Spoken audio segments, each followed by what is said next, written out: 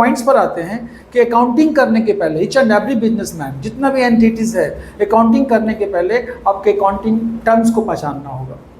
जब तक accounting terms को नहीं जानोगे आप, तो उसको फिर आप रिकॉर्डिंग नहीं कर पाओगे, बुक्स में रिकॉर्ड्स नहीं कर पाओगे अगर आपको अकाउंटिंग टर्म नहीं पता है तो अकाउंटिंग करने के पहले कुछ उसके अकाउंटिंग टर्म्स होते हैं जिसको हम लोग फंडामेंटल्स बोलते हैं, वो बहुत ज़्यादा जरूरी है। तो टर्म करके एक टॉपिक है, कौन सा? अकाउंटिंग। अकाउंटिंग क्या हुआ? एक लैंग्वेज है जिसके थ्रू हम सारे बिजनेस के डेटास को प्रॉपर वे में रिकॉर्डिंग को मेजर करते हैं, एनालाइज करते हैं और उसका रिजल्ट निकालते हैं कि बिजनेस प्रॉफिट में है या लॉस में है। तो अकाउंटिंग का टर्म्स क्या? कैसे? कैपिटल। कैपिटल का मतलब क्या होता है? देखो, कैपिटल है, ड्राइंग्स है, लोन है, रेवेन्यू है, एक्सपेंडिचर है, एक्सपेंसेस है, एसेट्स है, लाइबिलिटीज है, ऐसा बहुत कुछ है। आगे और भी है कि इनकम है, लेकिन इसको पार्ट वाइज बताएंगे हम फिर दे करके। इससे कैपिटल का मतलब क्या होता है, कैपिटल किसको बोलते हैं? सिंपल सा क्वेश्चन है।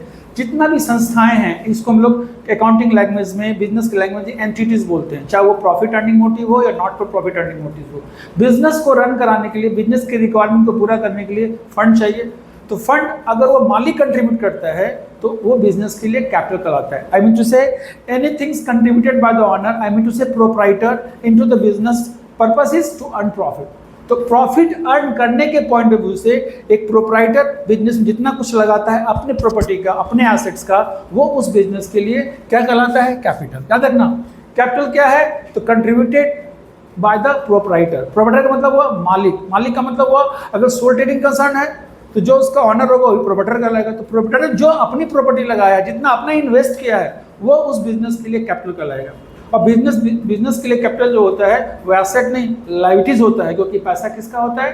प्रोप्राइटर का होता है। क्योंकि बिजनेस का अपना कॉन्सेप्ट है अकाउंटिंग का, सेपरेट एंटिटी कॉन्सेप्ट, मतलब बिजनेस अलग है और बिजनेस के their members are different and business have separate body from their members. Owner पैसा लगाया है तो उसकी भी रिकॉर्ड होगी, ऑनर थर्ड पार्टीज हो गया, बिजनेस सेपरेट एंटिटीज हो गया। तो पैसा बिजनेस में लगाया किस लिए? प्रॉफिट अर्निंग मोटिव के लिए, भले लॉस हो जाए, रिस्क कवर करता है कौन? प्रोप्राइटर। तो प्रोप्राइटर जो भी कंट्रीब्यूट करेगा वो बिजनेस के लिए क्या कहलाएगा? कैपिटल। ठीक है।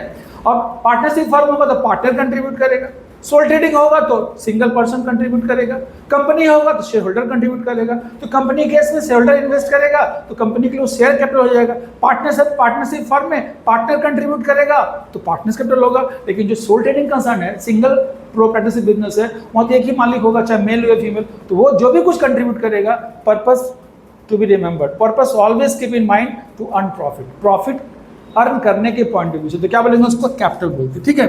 दूसरा आता है ड्राइंग्स। एक एक करके पढ़ेगा, कोई सिस्टम नहीं है कि पहले ये होगा, पहले ये होगा, पहले ऐसा कुछ नहीं है।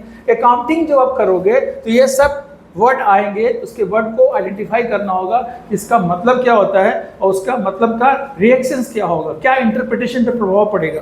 देखो, ड्राइंग्स का मतलब होता है, ठीक इसका इसी से कनेक्टेड है ये।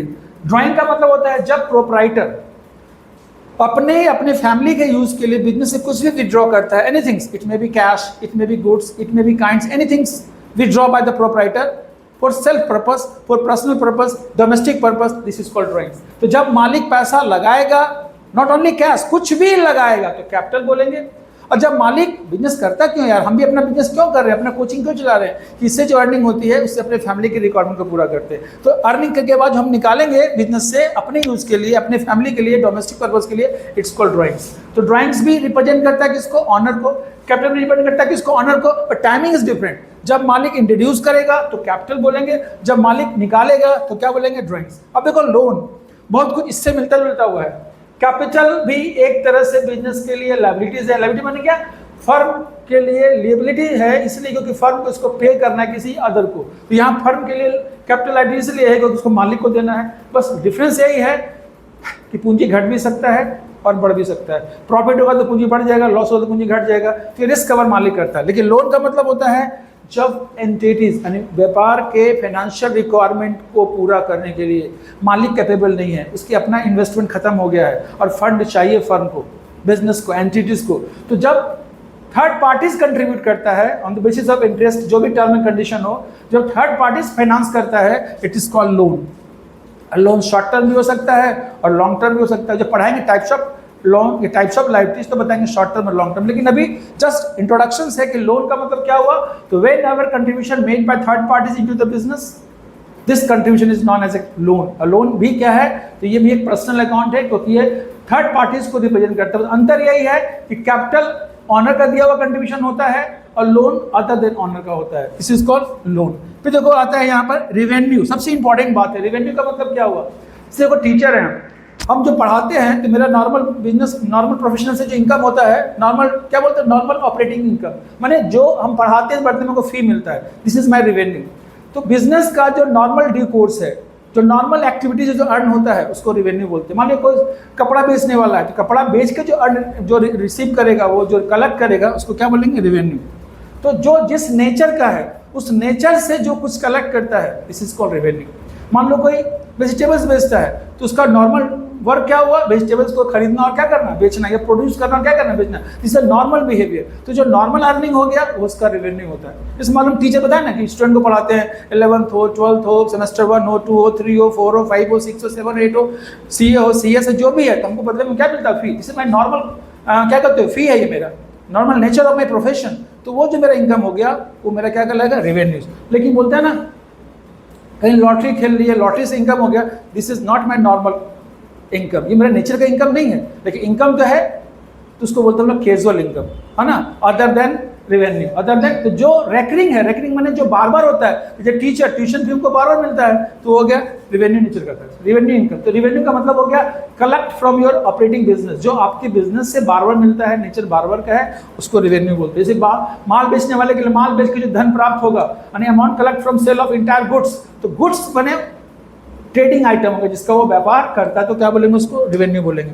अब देखो एक्सपेंडिचर का मतलब क्या होता है, बिजनेस को स्टेबल करना है, तो बिजनेस को स्टेबल करने के लिए हमको एसेट्स एक्वायर करना पड़ता है, एम्प्लॉइज से अपॉइंट करना पड़ता है, उसको पे करना पड़ता है, एसेट्स को खरीदना पड़ता है, या जरूरी नहीं कि पे ही किए हो तुम। अभी मान लो मशीन खरीदे, उसको EMI पेमेंट करेंगे, मशीन खरीदे पेमेंट नहीं किए तो भी वो एक्सपेंडिचर ही कहलाएगा। किसी के सर्विस लिए है बिजनेस को ऑपरेट करने के लिए, अभी पेमेंट नहीं की, पेमेंट कर दो, स्पेंट या accrued, both are called expenditures. तो एक्सपेंडिचर का मतलब हो गया या तो आप अपनी इंटरप्राइज के ऑपरेशंस को करने के लिए, उसके प्रॉफिटेबिलिटी को बढ़ाने के लिए जो रिसोर्सेज खरीदते हो, उसमें आपको जो खर्च होता है, और खर्च चाहे ड्यू हो या पेड हो, दीज आर कॉल्ड एक्सपेंडिचर। अब आगे पढ़ेंगे कि एक्सपेंडिचर किस तरह का होता है, तो उसमें पढ़ेंगे रेवेन्यू एक्सपेंडिचर होता है और कैपिटल एक्सपेंडिचर होता है। लेकिन एक्सपेंडिचर का मतलब हुआ जिसका संबंध बिजनेस से है, बिजनेस के रिसोर्सेज के लिए, बिजनेस के ऑपरेशंस को सक्सेसफुल रन कराने के लिए जो हम अमाउंट पेड करते हैं या इनकरेट करते हैं, दिस इज कॉल्ड एक्सपेंडिचर। इसमें जो होता है कैपिटल एक्सपेंडिचर का मतलब क्या हुआ, ऐसा खर्च जो हम लोग इंटेंशनली लॉन्ग टर्म यूज के लिए करते हैं, जैसे मशीन खरीदना, टेक्नोलॉजी खरीदना, अपने यूट्यूब क्लासेस के लिए हम जो ट्रीपॉड खरीदे हैं, ये मेरे लिए क्या हुआ, खर्च तो है ही, तो कैसा खर्च हुआ ये, तो उसको बोलते हैं हम लोग capital expenditure. Long term purpose है कि हमको बार बार बनाना है वीडियो, इसमें हमको लिए बार बार खर्च नहीं करना पड़ेगा। लेकिन टू मेंटेन द मोबाइल्स, हमको इंटरनेट बार बार रिचार्ज करना पड़ता है, तो उसको बोलते हैं रेवेन्यू एक्सपेंडिचर। क्या बोलते हैं, रेवेन्यू एक्सपेंडिचर। तो कैपिटल एक्सपेंडिचर का मतलब क्या हुआ, एक्सपेंडिचर से निकलता है। कैपिटल एक्सपेंडिचर का मतलब हुआ जो आप एसेट्स को एक्वायर करने में या उसको खरीदने में खर्च करते हो, वो हो गया मेरा कैपिटल एक्सपेंडिचर। और जो मेंटेनेंस के लिए आपको बार बार करना पड़ता है खर्च, जैसे एम्प्लॉय कंप्यूटर खरीदे तो कंप्यूटर खरीदे हो, पेमेंट करोगे, या स्टिल ड्यू है लेकिन खर्च तो हो गया, तो this is called capital expenditure. लेकिन अगर कोई ऑपरेटर रखे हो उसको ऑपरेट करने के लिए, उसका जो खर्च होगा, this is called revenue expenditure. तो उसको बोलते हैं हम लोग एक्सपेंडिचर ही। फिर एक्सपेंस देखो, एक्सपेंस का मतलब बहुत लोग कन्फ्यूज होता है एक्सपेंस और एक्सपेंडिचर। एक्सपेंस का मतलब ही हो गया जो बिजनेस को कंटिन्यू करने के लिए आप स्पेंड करते हो, है ना, ताकि बिजनेस की एफिशिएंसी क्या होती है, बढ़ती है। और ये इसका संबंध एक फाइनेंशियल ईयर से ही होता है। लेकिन एक्सपेंडिचर का संबंध इसमें दोनों आ गया, रेवेन्यू भी और कैपिटल भी। मैंने मशीन खरीदे हैं तो बहुत सारा फाइनेंशियल ईयर होगा, मैंने कई वर्षों चलेगा।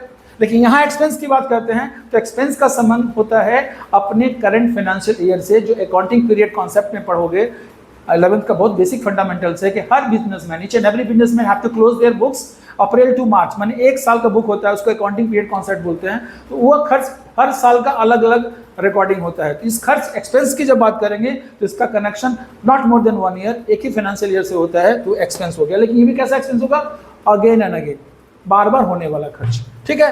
तो ये एक्सपेंडिचर से लेकर, एक्सपेंडिचर का मीनिंग थोड़ा वाइडर है। एक्सपेंडिचर में क्या क्या आ गया, चाहे आप एसेट्स खरीदो या किसी की सर्विस लो, पेमेंट करो या ड्यू हो, बोथ आर एक्सपेंडिचर। और उसका संबंध किससे है, दिस इज माय बिजनेस, चाहे बिजनेस के लिए तुम इन्वेस्ट करो या नॉन ट्रेड इन्वेस्टमेंट करो, लेकिन बिजनेस के लिए बिजनेस में ही किया गया है, तो कहने का मतलब क्या कहलाएगा, वो एक्सपेंडिचर्स होगा। एक हुआ बिजनेस इन्वेस्ट करने का मतलब हुआ बिजनेस के ऑपरेशंस में यूज करके अपनी एफिशिएंसी को बढ़ाना, ठीक है। और एक्सपेंस का हमेशा समझ याद रखना, बिजनेस को रन कराने के लिए कुछ ऑपरेटिंग एक्सपेंस करना पड़ता है, जैसे एडवर्टीजमेंट हुआ, सेल्समैन को सेल्स सैलरी देने के लिए, कमीशन देने के लिए। अगर आप दुकान किराए पर लिए हो तो रेंट पे करने के लिए, रेंट पे नहीं करोगे आप तो शायद मकान मालिक आपको मकान खाली करवा देगा, दुकान खाली करवा देगा, तो आपका बिजनेस इंटरप्ट हो जाएगा। तो बिजनेस को सक्सेसफुल रन कराने के लिए आप जो पे करोगे वो एक्सपेंस कहलाएगा, और ये एक्सपेंस हर साल अलग अलग अकाउंटिंग होता है। ये हो गया एक्सपेंसिव। अब देखो एसेट्स क्या होता है, अगर आप एक्सपेंडिचर की बात करते हो, रेवेन्यू की बात करते हो, एसेट्स की बात जब करेंगे तो फिर एसेट्स और लायबिलिटीज का बात होता है। एसेट्स का मतलब होता है जितना भी इकोनॉमिक रिसोर्सेस है एंटिटीज का, यानी आपके अपने व्यापार का जो भी संसाधन है, कौन संसाधन, इकोनॉमिक, जिसकी मनी वैल्यू है, and those assets have money value, माने those things have money value, they are called assets. तो वो एसेट्स चाहे बिजनेस के ऑपरेशन में काम करता हो या बिजनेस के फ्यूचर के लिए वो स्टोर रखा गया हो, वो बिजनेस के लिए क्या कहलाएगा, एसेट्स। इसमें पढ़ेंगे आगे कि नॉन करेंट एसेट्स क्या होता है, करेंट एसेट्स क्या होता है। लेकिन एसेट्स का मतलब क्या होता है हम, तो ऑल इकोनॉमिक रिसोर्सेज, या बोल सकते हो वो सारे संसाधन, entire resources which have own money value, जो मनी वैल्यू होता है और must be own by the proprietor या एंटिटी। वो एसेट तभी होगा जब वो व्यापार का है या व्यापार का मालिक है, का है जो बिजनेस में एंगेज्ड है। व्यापार क्या करता है, उससे अपनी ऑपरेशंस एफिशिएंसी को बढ़ाता है, तो वो बिजनेस के लिए इकोनॉमिक रिसोर्सेज कहलाता है। जैसे मेरा क्लासेस रूम है तो हम बहुत कॉन्फिडेंस से बोलते हैं कि मेरा क्लासरूम है। मेरे बहुत सारे दोस्त का कोविड में कोचिंग इंस्टीट्यूशन फेलियर हो गया, इसलिए नहीं कि वो काम चोर था, लेबर नहीं था, लेबर था, लेकिन क्या हुआ, अचानक क्लासेस बंद हो गया और सबसे लेट से ओपन हुआ था इंस्टीट्यूशन सब, तो किसी का किराया बचा हुआ रह गया। हम लोग का कोचिंग क्यों सक्सेस स्टे कर गया, सर्वाइव कर गया, क्योंकि अपनी प्रॉपर्टी थी, अपना एसेट्स था, तो हमारी एफिशिएंसी मेंटेन रहा। तो कहने का मेरा मतलब यही है कि एसेट्स है जिससे आपकी स्ट्रेंथ बढ़ता है, जितना रिसोर्सेज होगा आपकी बिजनेस एफिशिएंसी उतना ही क्या होगी, बढ़ेगी, तो उसको हम लोग एसेट बोलते हैं। लायबिलिटीज का मतलब दायित्व होता है। दायित्व का मतलब हुआ कि आपके एंटिटीज में बाहरी लोगों का पैसा बाकी है, या तो आप उससे इसी से एसेट्स खरीदे होंगे या फंड प्रोवाइड करवाए होंगे जिसका पेमेंट हमको अभी करना है, किए नहीं है, बट हमने प्रॉमिस किया है कि it will be refund, it will be discharge in the coming year. जब तक आप पे नहीं करते हो ना, स्टिल ड्यू है, इट्स कॉल्ड लायबिलिटीज। और ये करंट भी होता है और नॉन करंट भी होता है। अगर आपने साल भर के लिए लायबिलिटीज आपके ऊपर है कि साल भर के अंदर पे कर देंगे, वो करंट लायबिलिटीज कहलाएगा। जो लायबिलिटीज आपके लॉन्ग टर्म्स के लिए है, आफ्टर मोर देन 1 ईयर, तो कहलाएगा लॉन्ग टर्म। इसकी मैं डीप में वीडियो बना के आपको प्रोवाइड करेंगे। तो ये लायबिलिटीज हो गया। अब इनकम और रिवेन्यू का मतलब, इनकम कब होता है, जब आपका रिवेन्यू ज्यादा हो, किससे, एक्सपेंडिचर से। जितना खर्च है आपका, तो आपका revenue, total revenue minus total expenses, तो क्या निकलेगा, इनकम। तो अगर माल आप खरीदते हो 10,000 में, ऑपरेटिंग खर्च हुआ 15,000 रुपये, 10, 15, 25 हो गया, और सारे माल को बेच के 50,000 रुपये आया, तो डिफरेंस जो निकला total revenue minus total expenditures, तो क्या कहलाएगा, वो इनकम। तो इनकम, लायबिलिटीज, एसेट्स, एक्सपेंसेस, ये सब का जस्ट एक छोटा सा इंट्रोडक्शन हुआ, जबकि हमके सबको बहुत डीप में पढ़ना है। लेकिन अभी जस्ट हम एक इंट्रोडक्शन क्लास बताया कि अकाउंटिंग टर्म्स क्या है। अभी 1, 2, 3, 4, 5, 6, 7, 8, 9 है, इस तरह का और भी है। तो अभी एक फर्स्ट पार्ट हुआ, अकाउंटिंग टर्म का फर्स्ट पार्ट है, फिर सेकंड पार्ट दूसरे वीडियो में बताएंगे, और फिर डीप में भी इसका वीडियो होगा ताकि आप उसको बढ़िया से समझ सकें। Okay, thank you.